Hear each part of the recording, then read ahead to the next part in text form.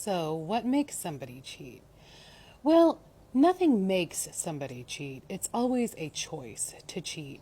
But I view affairs as a painkiller. In the 22 years that I've been taking care of people, I realize that people are much more likely to cheat when three things happen at the same time. And I call this my affair Bermuda Triangle. So if the person is not doing well, they're depressed, they're suffering from grief, anxiety, if they are personally struggling, that's part one. Then the second component is if the relationship is struggling. Maybe the relationship has been strained for a variety of reasons. If the relationship is struggling as well, that's the second component.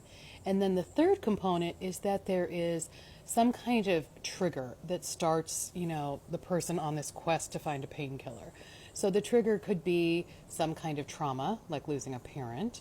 It could be some kind of public failure, right, which is also traumatic, but like, losing a business, it could be something. So when those three things happen at the same time, somebody's at high risk for an affair.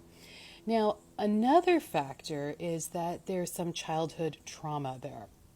And usually when I say childhood trauma, people think, oh, something huge like profound abuse or, being in a war or, experiencing some horrible crime.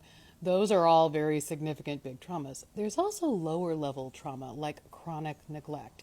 If you were kind of, we used to call them latchkey kids, where you basically, didn't have parents caring for you. You were kind of on your own. They provided for your, shelter and food, but they really didn't emotionally take care of you.